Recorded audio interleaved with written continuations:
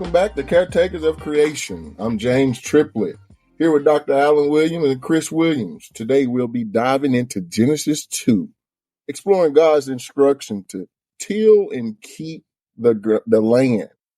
What do these ancient teachings mean for our modern understanding of regenerative agriculture? So let's get started. Before we even dive deep into Genesis 2, I want to ask Dr. Alan Williams, can he just give us a recap of Genesis 1? When we was focusing on the creation of the earth and how God just gave charge to humanity and his stewards and to steward. Well, I'd be very happy to. So in our podcast of Genesis chapter 1, we talked about several things, but the things that really stand out to me is the fact that God created an abundant earth. And we need to understand that and realize that because that's meaningful to us today. The earth is still abundant if we steward this earth as he originally intended for us to. But for instance, if we look at Genesis chapter 1, verse 20, it says, "Then God said, let the waters teem with swarms of living creatures, and let the birds fly above the earth in the open expanse of the heavens." Now, what does that word teem mean? Does that mean that there were just a few fish in the sea, a few fish in the waters? I think we all know what teem means. It means that it is filled to capacity. It's almost overwhelming. And that's what God created. He didn't create an empty earth. And the fact of the matter is, a lot of the earth that we see today is very empty compared to the original earth that God created for Adam and Eve. Now, a couple of other things that I want to point out here from Genesis chapter 1 is that on the fifth day, when God brought forth the living creatures after their kind on the earth, he gave them a command. And we mentioned this last time. Actually, he gave this command on the fourth day to the fish and the birds of the air. And he said, "Be fruitful and multiply, and fill the waters in the sea, and let the birds multiply on the earth." So again, we get this picture of abundance, a command from God for abundance. Be fruitful and multiply and fill the earth. That wasn't God saying, "I hope you do that. I wish you would do that." It was a direct command from God. So they were to fulfill that command. And then on the sixth day, when God created man and the creatures of the earth, he told them, "Be fruitful and multiply and fill the earth and subdue it." So again, this command to be fruitful and multiply and fill the earth came from God. So when we look at Genesis chapter 1, that is exactly what he's telling us to do. And he's telling us that I created for you this incredible abundance. And in Genesis chapter 2, when we dive into that in just a moment, we're going to see exactly what he told us to do with this abundance that he just created. Yeah, it reminds me, just for God so loved the world, he gave his only begotten son, and whoever believes in him shall have everlasting life. And just talking about the abundance. If we can really just home on into Genesis chapter 1 and what is telling us and his meaning for us out of life, I think we'll look at that and we'll start taking care of everything that he's given us in possession today. And so, just go ahead and we'll get started in Genesis chapter 2, where we're talking here as we deal with Genesis chapter 2, we're dealing with more detailed, the more detailed account of his humanity and relationship with the Garden of Eden. And so, Dr. Allen, we're going to lean on you again here just to start us off here in Genesis 2, more of an overview, not just an overview, let's just get into it, of Genesis 2 and this Garden of Eden. So there's several key things that we sort of need to unpack that are really pivotal here in Genesis chapter 2. First, we need to note that there's a change from Genesis 1 to Genesis 2 in terms of how God is referred to. In Genesis chapter 1, it's more of God being referred to as Elohim. But in Genesis chapter 2, it switches over to now God is being referred to as Yahweh, the God, the one and only God, the creator God. So that's important to note. There is a change in terms of how God is being referred to. Now, the second thing that we want to talk about from Genesis chapter 2 is exactly how God formed man. That's critical. And it's very important for us to understand that. And so we'll talk about that and what that means and what it should mean for us even today. Then we're going to talk a little bit about the land that God created. What did that land look like? What was it like? And what was the garden that was in one of those lands like? Hmm. What did God tell Adam to do in that garden and why? And then God asked Adam to do something else that is very important, and we will discuss that. And then finally, God talks about giving Adam a helpmate that was suitable for him, a helpmate to help him in tending the garden. So those are some of the key points in Genesis chapter 2. And in a moment, we'll begin to unpack this. Mm-hmm. Yeah, and so as we unpack it and we'll go into it, there's also a word here that I know we mentioned it before, Doc, and it was talking about till and keep. What does that mean? Till and keep. So the word till in the Bible does not mean what our English definition of today for till is. This is not literally tearing up or ripping up of the earth as we think of it today. You know, when we talk about tilling today, we're talking about getting out a plow, a tiller, something like that to literally rip the earth open and to rip it up. That is not at all what God's talking about here. When we look at the ancient Hebrew words that were used here, what it really means is to care for, to lovingly caress, to steward. So it has nothing to do with he told Adam to take a plow and to plow the earth up. It has everything to do with he told Adam to care for this creation, to steward this creation, to keep this creation. And when we look at that word keep, what he's really talking about there is that this is forever. I put this here for you to last forever, Adam, because I intend for you nor none of the creatures to ever die. That was the original intention. And therefore, you have to make sure that you're taking care of this creation for me, keeping this creation so that it does last in perpetuity. Mm-hmm.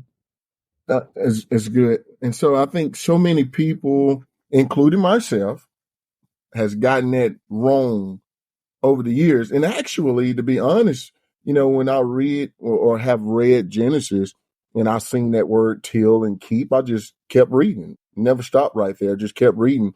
Because in my terminology, I just thought, hey, man, tilling is just like what we did when we was out there in the garden helping grandfather and grandmother, take a plow and just till up the ground. That's what I thought it was until I just wanted to dive deeper into Genesis and just understand God and what he's meaning and what he's given us. So I think those small words are very important in reading. We just can't skip over that because it unpacks so much more just in those verses right there, when we start reading that. So we'll let Chris chime in here and, hey, What does it, how do you see it, Chris?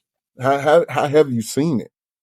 Well, like, for example, in Genesis 2:15, we see that God had placed humanity, being Adam and Eve, in the Garden of Eden to till or work or keep the land. And this is such a profound instruction, not just for them, but for all of us, And so what's really striking is the balance between these two commands, till and keep. It's not just about what he just explained about labor and productivity. It's about working the land responsibly while preserving it for future generations and stewarding it. And the word till comes from the Hebrew word avad, which means to labor, to serve, or to work the land. And in the context of that chapter, it refers to the active engagement with the land, making it productive and fruitful. That's one of his biggest commands, is to be fruitful, either to be fruitful and till and keep the land, or be fruitful and multiply. And in terms of regenerative agriculture, we've come to understand that working the land doesn't mean overworking or exploiting it. Instead, we're working with the land or with nature and stewarding it in a way that nurtures the environment and encourages regeneration. And one of the key principles in regenerative farming is to minimize disturbance, whether through mechanical means like heavy tilling or synthetics, or disturbing the soil too much can have serious consequences through compound and cascading effects. It can damage the soil structure, reduces the biodiversity, and really leads to long-term soil degradation, where it leads to a whole other host of issues.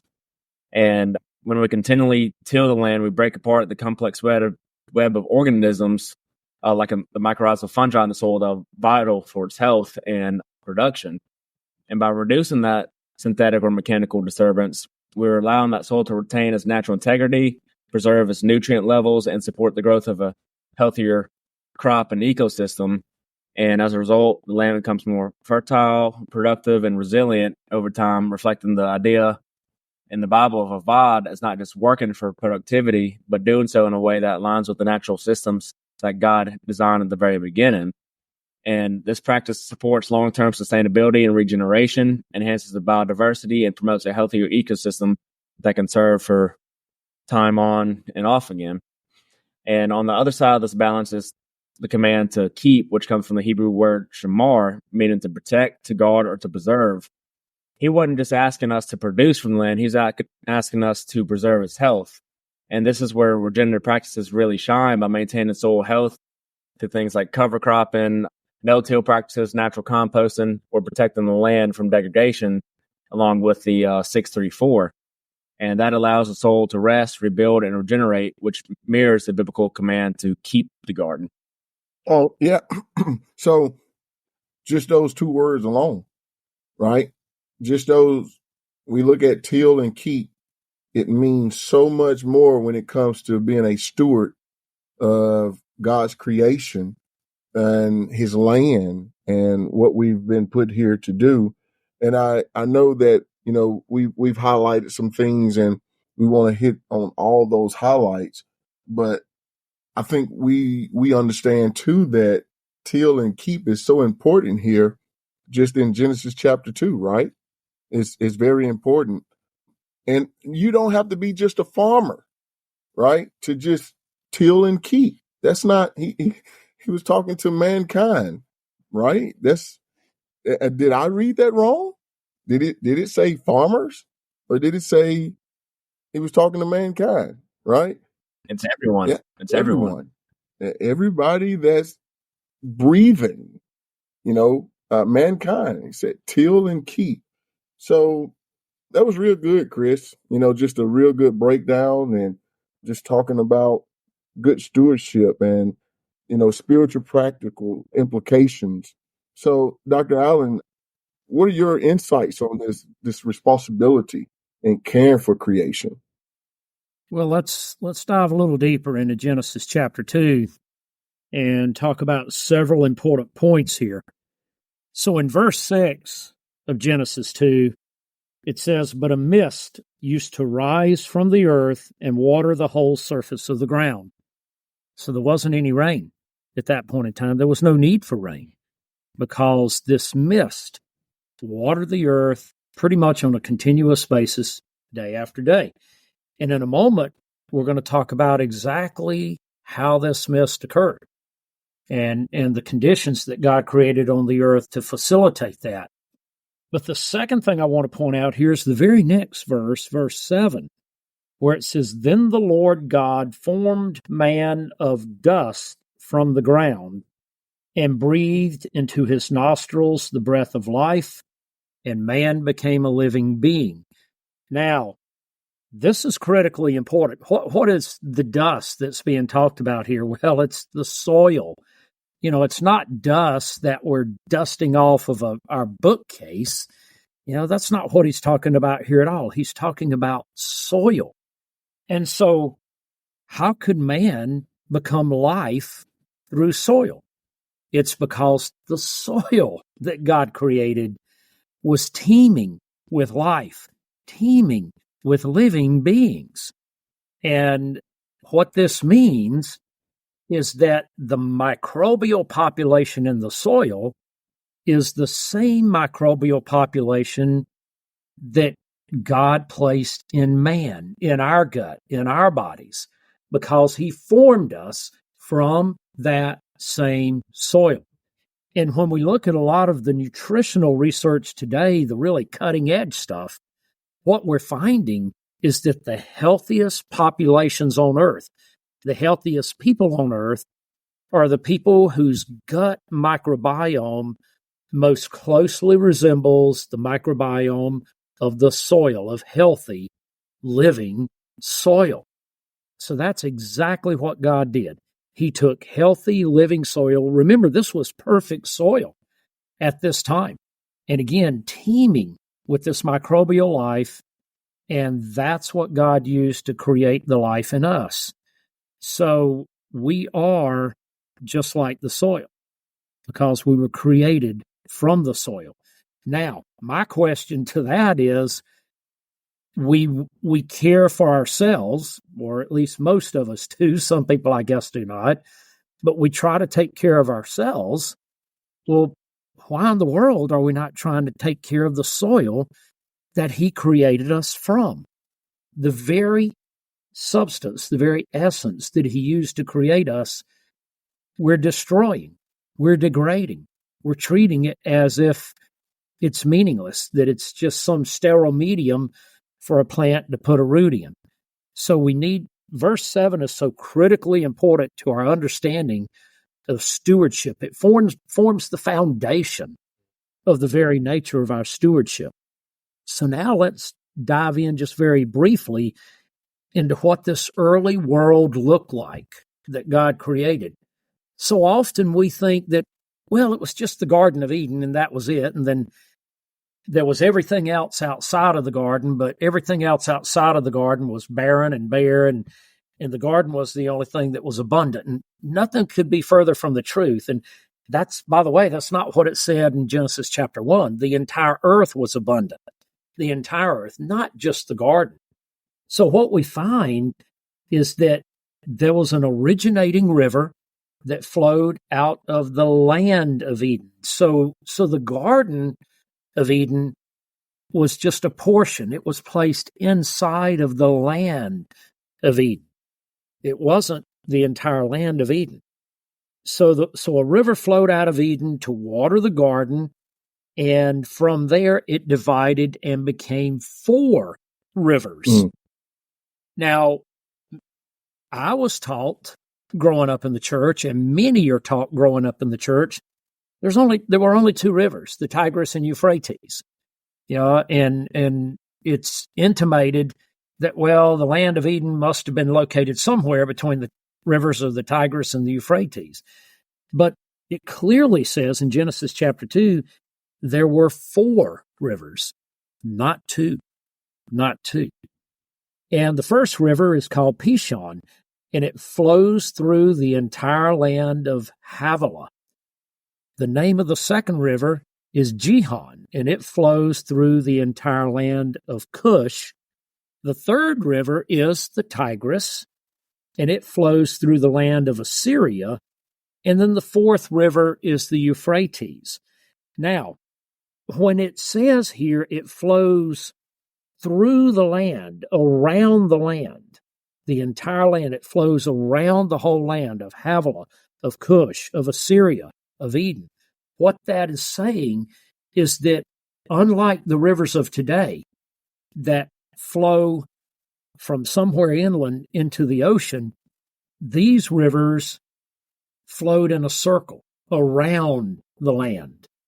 That's what watered the land. They created the mist that watered the lands, these four lands, so that rain was not needed. They flowed in a circular pattern, very different than the rivers of today. And then it says, God took the man and put him into the garden, and as we talked about earlier, to till it or cultivate it and to keep it. So we've covered really what that means, I think, pretty adequately. But then there was something else that God asked the man to do. And this is so crucially important to understanding our role in God's creation and God's desire to share this creation in a very intimate way with us. He asked man to do what? He asked man to name all of the creatures in creation. Everything. Wow. Do you know what kind of responsibility it is and what kind of honor that is to be asked to name something? Because in reality, something doesn't really exist if it doesn't have a name. God could have easily named all the creatures and said, Adam, here's what this one and this one and this one is called. Here's its name. But he did not do that. Essentially, he said to Adam, I love you so much, and I want so much to share this creation with you that I am going to allow you to be a co-creator with me. Mm-hmm. Because when you name something, you are a co-creator.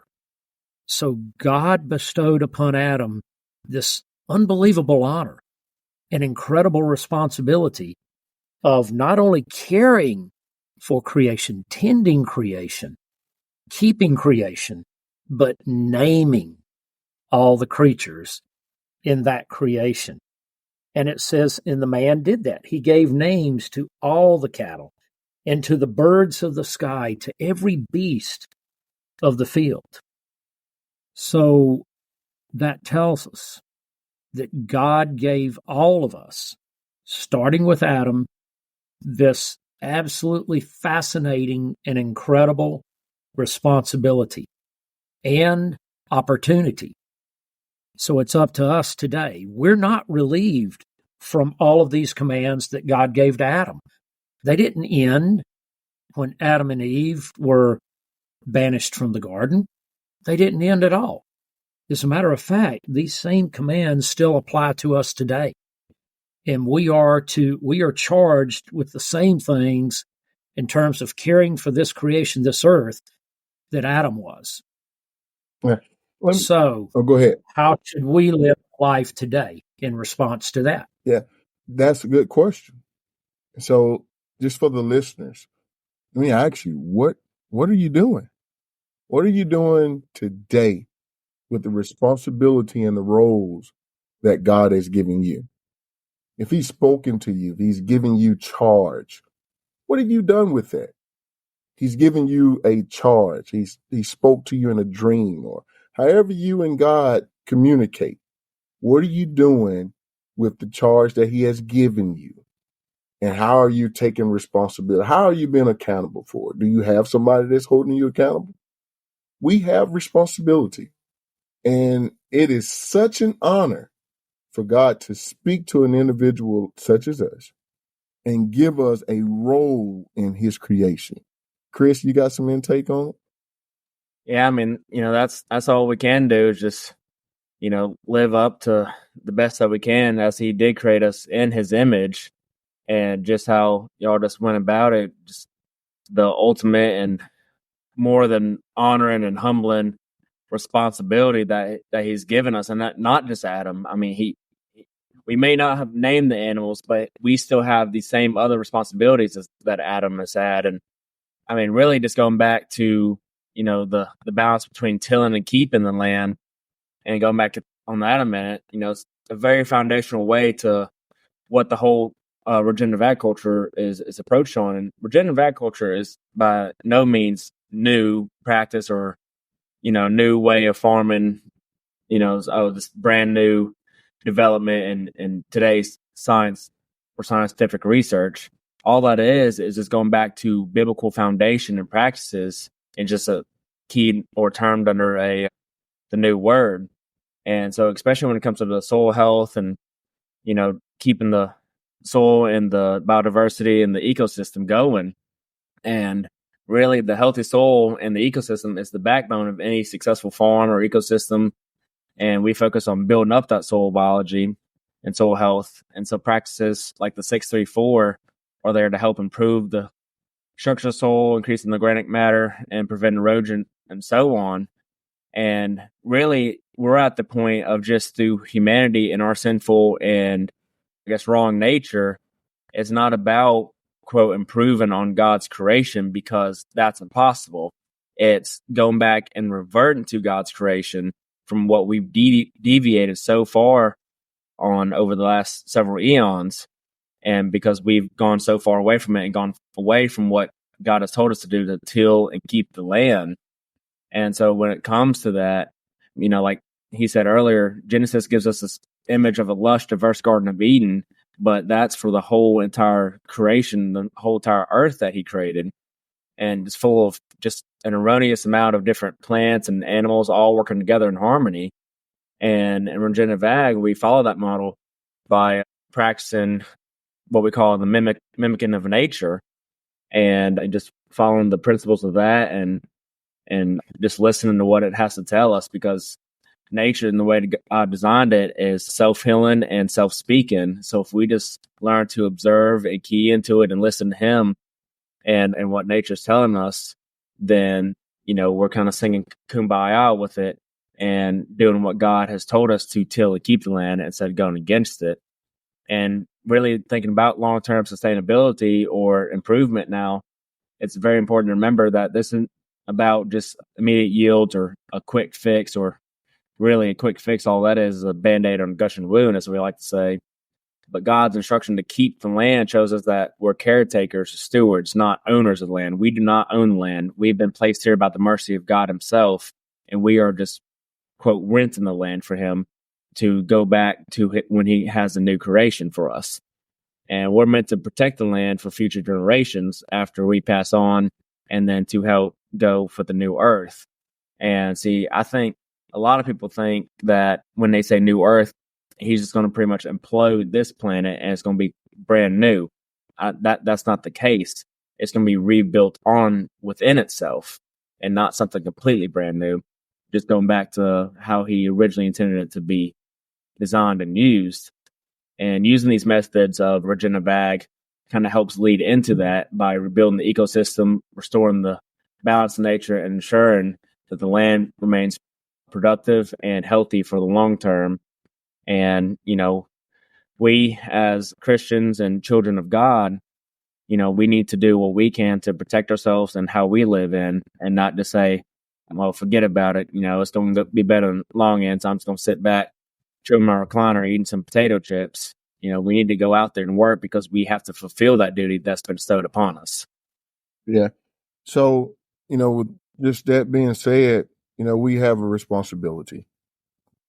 We cannot deviate from our roles and responsibilities just as mankind. It's an honor.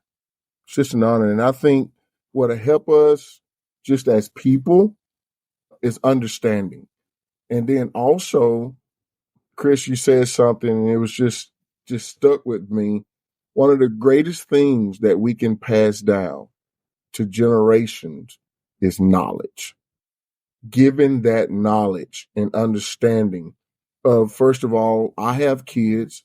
And of course, Dr. Allen and Chris, I know you soon, whenever that time comes.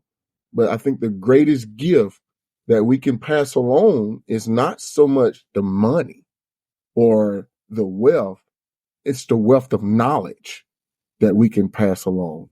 So, Doc, I know we're pressing for time, so I want to keep going here and just, let us tap in some more.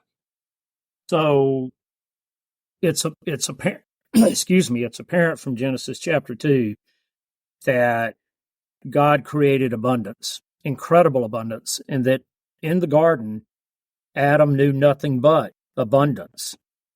He saw skies that were absolutely filled with birds. Today, you can drive for hours and see a bird here or there. He could look in any direction at any time of day and see animals everywhere, herds of deer, bison, many other creatures. And today, again, you can drive for miles and miles and miles and not see anything but empty land.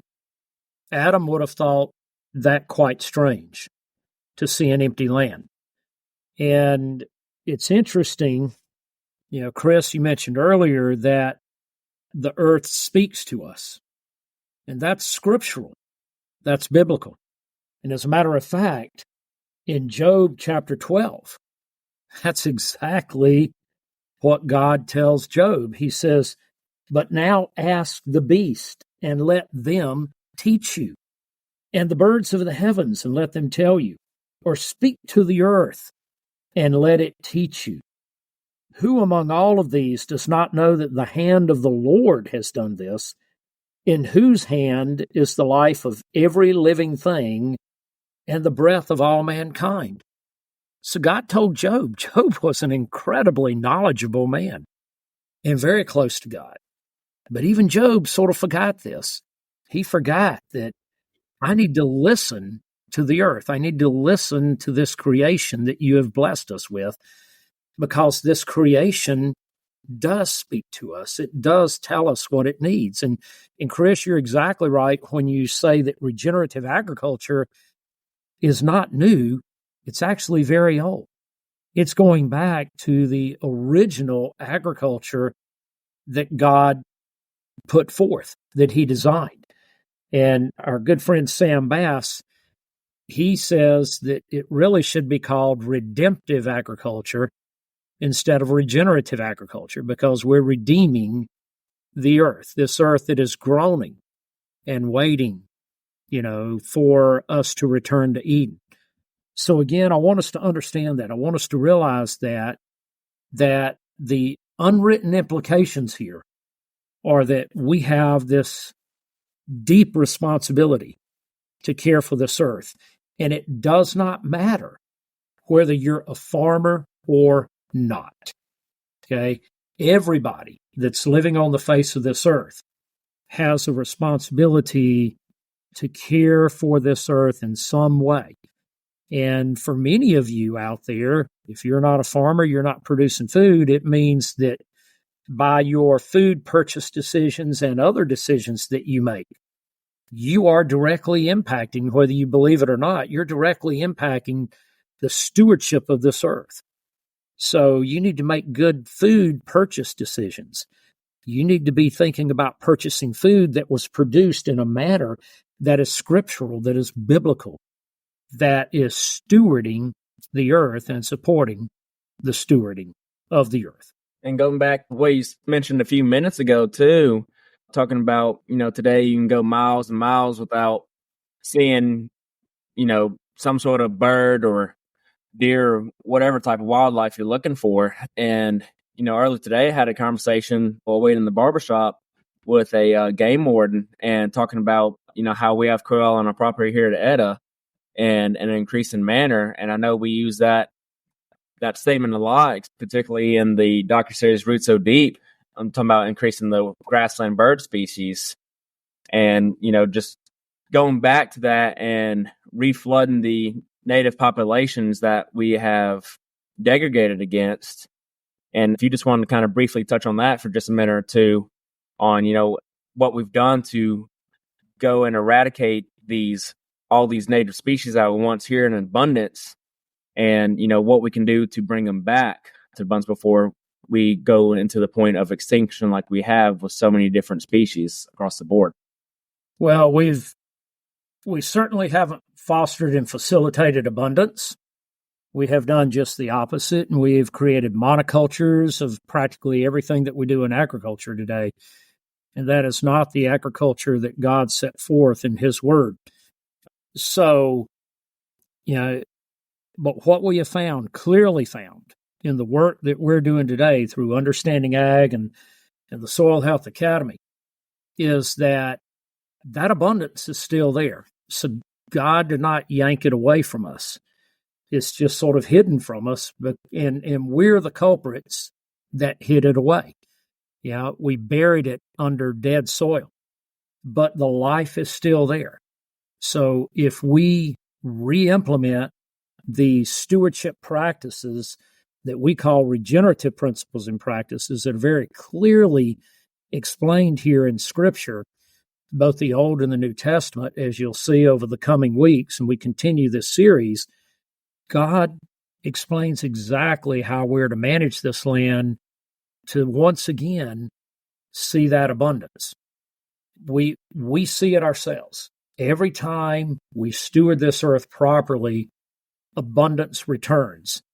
And earthworms return, and we don't have to go seed the earthworms. I don't have to go buy earthworms from somewhere and put them into my soil to get them there. They just appear.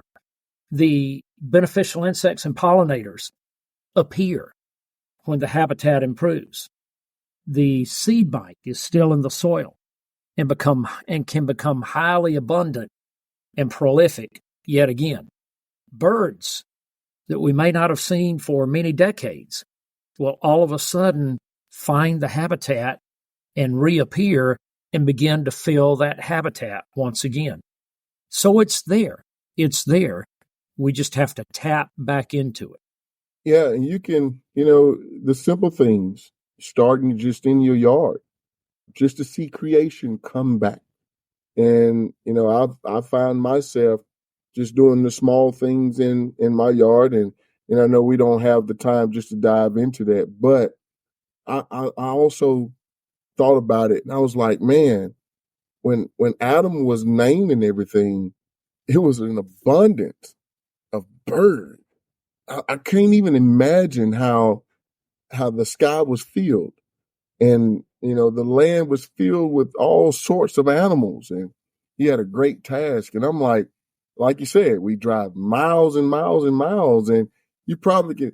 I mean, that should be a challenge. The next time you're taking a road trip, just challenge yourself to see how many birds, would you count, in a flock. You don't even hardly see flocks anymore, so challenge yourself. That's a challenge, just to see.